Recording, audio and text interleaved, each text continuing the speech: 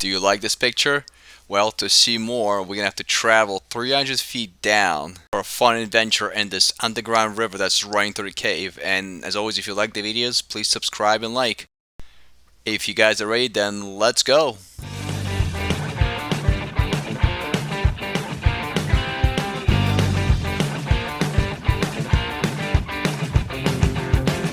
Yes, you could pick the vacation day, but it's kind of hard to pick the weather.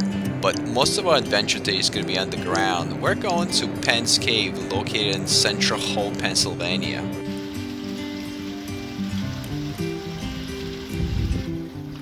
We were hoping that the rain was going to stop by the time we got here, but it didn't. It's still coming down. So we're going to enjoy some coffee. By the way, one of the best coffees I think I've tried on this road trip. And we're going to buy tickets and enjoy the shop here. Just like many other caves, this cave has its own legend as well. So the story begins with a young man falling in love with a daughter of Native American chief and then running away because it was actually against the customs of her tribe to marry an outsider, and then they get caught and he gets thrown into a cave and drowns in there. To a legend that you could still hear echo of his voice in the summer. Please, don't stand up. Don't rock the boat. They're going to give you tours in Penn since 1885. And it does clean up, they hire us. No customers ever fallen in the water, so I don't want to be the guy first. Now, there are life jackets under the seats in the middle of the boat and at the far end away from me, but they've never ever been used, so stay in your seats. We're not going to use any life jackets. Second rule, keep your hands, fingers, all body parts in the boat during the tour. We go through narrow spots. You might get close to a wall. There might be rocks under the water. But the point is, if you have your hand outside and don't pay attention, you can pinch your fingers between the boat and the rock, and that will really hurt. So don't do that. Now, having just said that, if you would like to touch the water now before we start, give my permission. You may touch the water. The water is cold. It's 38 degrees Fahrenheit. It stays the same temperature year-round, so it's another good reason not to fall in the water. Must be nice in summer. Last rule, just don't touch anything in the cave. Our hands have oils on them to keep our skin soft, but the oils on our hands go over some basics while we're cruising. If you look around the ceiling, there's a bunch of pointy rocks up there. Those are called stalactites. Stalactites are the ones on the ceiling. On the lower level, the rocks are growing upwards. They're called stalagmites. Now, you can remember this, stalactites cling tight to the ceiling. Stalagmites, they might reach the ceiling someday. In the center here, we have an example of a column. You can remember those, that's what we call them. Okay, thank you. The columns, what happens is stalactite and stalagmite come together, they'll merge, and then they start growing wider. So this is an example of a column. Now, look at that, to the right, we have all these formations called the Garden of Gods. It's named after a landmark down in Colorado Springs. So it's supposed to look like a city of rock on a hill. So I'm talking about a much smaller version of the Garden of Gods, right? Today, you might get dripped on. If that happens, it's called a cave kiss. It's supposed to bring you good luck all day long. It's a kiss from the cave that you dripped on. I told you before that the rocks in the cave are growing. Now, the way they grow is in the ceiling there are small cracks, and the water is dripping in through the cracks. There's some people out there watching us. Imagine some people on a hill or a mountain far away. They're watching us as we drive by. Anyone have any questions at all before we continue?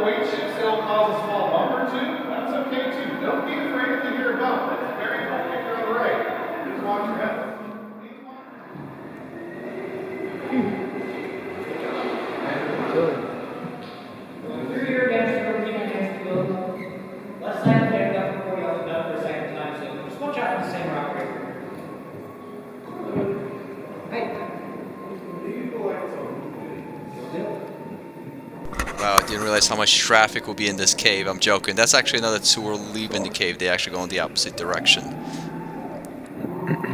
As it gets colder, it'll be warm. They actually hibernate in the winter.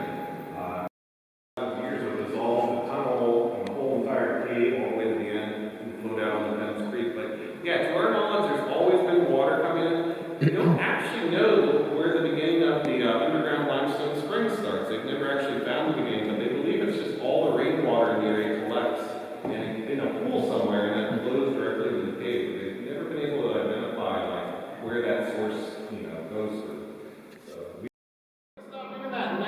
1967. The the bottom is a lot shorter.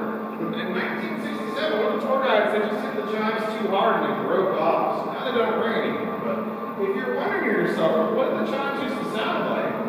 Later today, we put up the red cabins down in Virginia. Down in the red, they have an entire pipe organ made of hollow rocks just like this one. Play music for their customers on it. So if you're curious what it sounded like, I think look up a video of the red cabins where they have an organ and chimes.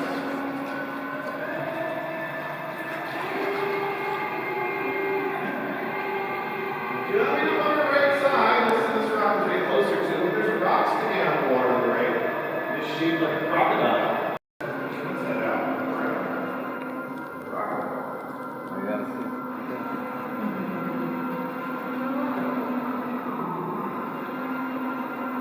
The crocodile, look on the wall. There's a hole up here with all the parts of Penn's cave. Part of Penn's cave, this would have formed 3 to 5 million years ago as the cave started forming. So let's talk about before, there was carbonic acid in that water.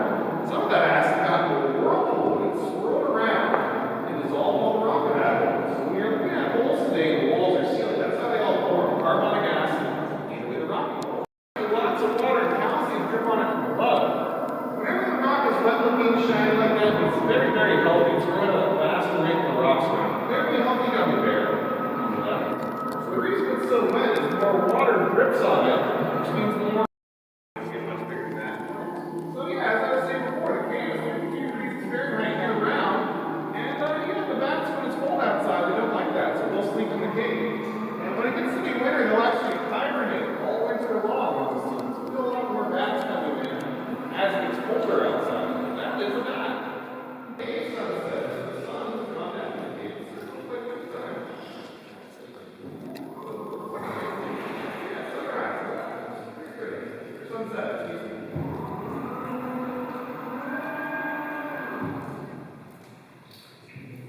Wow, I like this blue light. But I think it's about to change now. Let's see. I think it's going to change any second. And there it goes. I think this light show kind of adds to the whole mystery and just experience. Interesting fact, Penn Cave is actually 300 million years old, which makes it much older than the average cave age of 10 million years.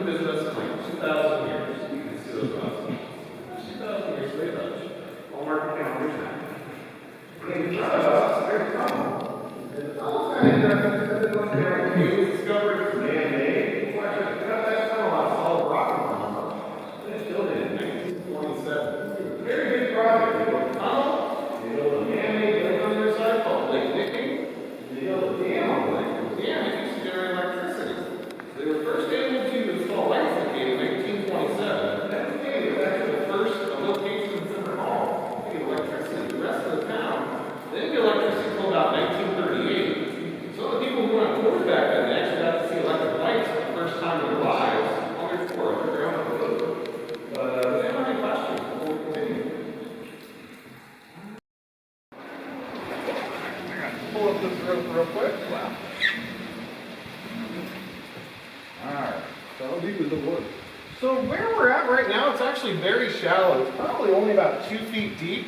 The average in the cave is 3 to 5 feet deep, and the deepest part is back where we got on the boat by the dock. It's about 15 feet deep. And the deepest part is the beginning, but right here it's probably the shallowest part. Alright, got that. Okay, so we're gonna be. Okay, I'll let you finish taking pictures, sorry. And that's what the entrance into a cave would have looked like if we were able to go outside if it wasn't raining.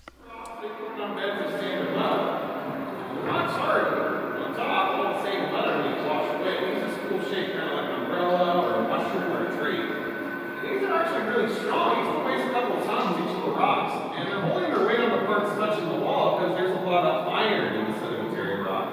The iron is what makes the rock so strong that it doesn't break from the weight.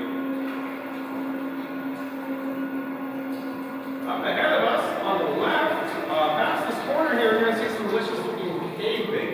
Eight bacon, very high in calcium, zero fat, cholesterol. Doesn't There have you go. Good diet. like bacon. Winking eye. Hold that as mouth. Open eye, closed eye, mouth. Sneaking face. Hmm?